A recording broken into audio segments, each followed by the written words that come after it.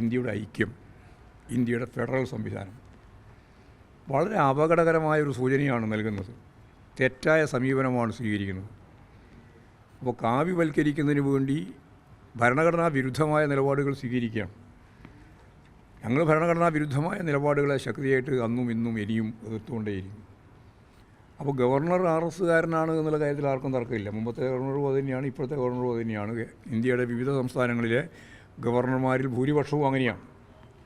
കാരണം ഭരണകക്ഷിയാണ് തീരുമാനിക്കുന്നത്. ഭരണകക്ഷി എന്ന് പറഞ്ഞാൽ ഇപ്പോഴും ഇന്ത്യയിലെ ഭരണകക്ഷി RSS BJP സംവിധാനത്തിൻ്റെ ഭാഗമായിട്ടുള്ള സംഘപരിവാർ സഖ്യത്തെ ഒപ്പം നിർത്തി മുമ്പോട്ടേക്ക് പോകുന്ന ഒരു വിഭാഗമാണ്. അവരുടെ നേതൃത്വം എന്ന് പറയുന്നത്, അതിൻ്റെ ഏറ്റവും പ്രധാനപ്പെട്ട നിർണായക നേതൃത്വം എന്ന് പറഞ്ഞാൽ RSS ആണ്. RSS എന്ന് പറഞ്ഞൊരു അർദ്ധ സൈനിക വിഭാഗമാണല്ലോ RSS.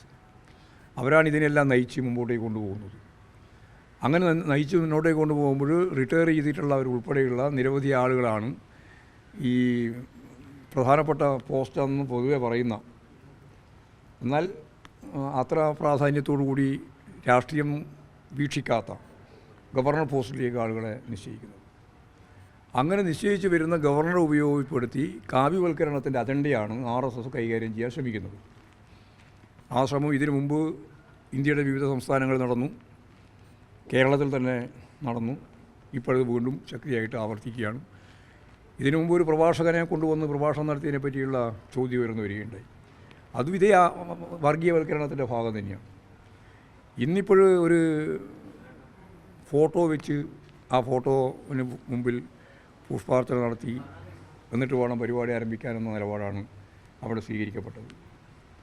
ആ ഫോട്ടോ ഏതാണ് എന്നുള്ളത് പരിശോധിക്കുമ്പോഴാണ്, ഏത് ഫോട്ടോ, ആര് പറഞ്ഞു എന്ത് ഭാരതാംബ, ഏത് ഭാരതാംബ? ഭാരതാംബ എന്ന് പറയുന്ന ഒരു ഔദ്യോഗിക ചിഹ്നോ ഔദ്യോഗിക രൂപമോ ഇല്ല. ഉണ്ടോ? ഇന്നതാണെന്ന് തീരുമാനിച്ചിട്ടുണ്ടോ? അങ്ങനെയാണോ തീരുമാനിക്കണം. യഥാർത്ഥത്തിൽ എന്താ പറഞ്ഞാൽ കാവ്യവൽക്കരണമാണ്. RSSൻ്റെ കൃത്യമായ അജണ്ട അടിസ്ഥാനപ്പെടുത്തി തയ്യാറാക്കുന്ന ഫോട്ടോ, ആ തയ്യാറാക്കുന്ന ഫോട്ടോ ഇന്ത്യയുടെ ഫോട്ടോ കൂടിയല്ല. ഞാനത് ബോധപൂർവ്വം തന്നെയാണ് പറയുന്നത്, ഇന്ത്യയുടെ ഫോട്ടോ കൂടിയല്ല. അപ്പോൾ അതല്ലാത്ത ഒരു ഫോട്ടോയും കൂടി കൊണ്ടുവന്ന് അതിൻ്റെ മേലെ ഒരു പ്രത്യേക രീതിയിലുള്ള ആകൃതിയും പ്രകൃതിയും സ്ഥിരമായിട്ട് RSകാർ ഉപയോഗിച്ചുകൊണ്ടിരിക്കുന്ന ഒരു രീതി, അത് ഇവിടെ ഗവൺമെൻറ് സംവിധാനത്തിൻ്റെ ഭാഗമായിട്ട് അത് ഉപയോഗിക്കണം എന്ന നിലപാട് വാശി പിടിക്കേണ്ട ഒരു കാര്യം ഉണ്ടായിരുന്നില്ല.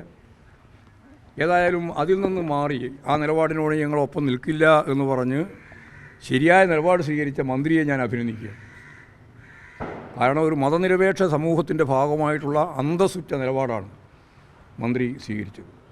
അതിൻ്റെ ഭാഗമായിട്ട് തന്നെയാണ് ആ പരിപാടി അവിടെ മാറ്റി പരിപാടി സംസ്ഥാന ഗവൺമെൻറ്റിൻ്റെ ഭാഗമായിട്ടുള്ള സാധാരണ നിലയിൽ നടക്കുന്ന മതനിരപേക്ഷ ഉള്ളടക്കമുള്ള പരിപാടിയാക്കിയിട്ട് മാറ്റുകയും ചെയ്തിട്ടുള്ളത്.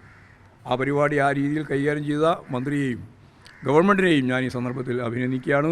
എന്താണ് ഗവൺമെൻറ്റിൻ്റെ കൃത്യമായ സന്ദേശം എന്നത് വ്യക്തമാക്കി.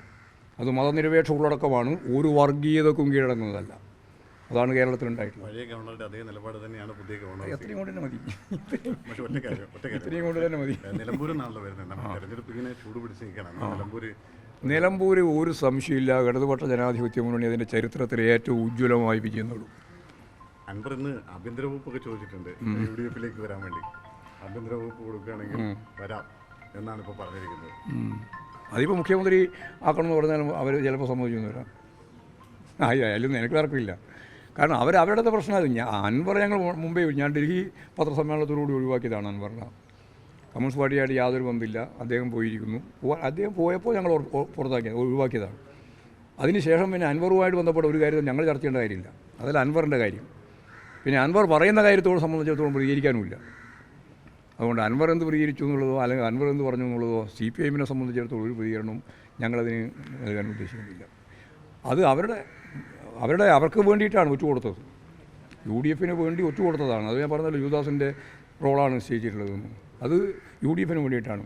ആ UDF-ഉം അവരും തമ്മിലുള്ള തർക്കത്തിൻ്റെ അകത്ത് എന്ത് നിലപാട് സ്വീകരിക്കുന്നു ഞങ്ങളെ ബാധിക്കുന്ന കാര്യമല്ല. പക്ഷേ അതൊന്നും ഞങ്ങൾ ഗൗരവത്തിലെടുക്കുന്നില്ല. ഇടതുപക്ഷ ജനാധിപത്യ മുന്നണി അതിൻ്റെ ചരിത്രത്തിലെ ഏറ്റവും വലിയ ഭൂരിപക്ഷത്തോടുകൂടി നല്ല മുന്നേറ്റം സൃഷ്ടിച്ചുകൊണ്ട് നിലമ്പൂർ നിയോജക മണ്ഡലത്തിൽ ജയിക്കാൻ പോവാണ്. അത് ഇവർ നേരത്തെ തീരുമാനിച്ചതുപോലെ തദ്ദേശ സ്വയംഭരണ സ്ഥാപനങ്ങളിലേക്കും അതിനുശേഷം വരാൻ പോകുന്ന അസംബ്ലി തെരഞ്ഞെടുപ്പിലേക്കും എല്ലാമുള്ള മുന്നോടിയായിട്ടായിരിക്കും ഈ പോരാട്ട വിജയം എന്ന കാര്യത്തിൽ ഒരു സംശയവും വേണ്ട.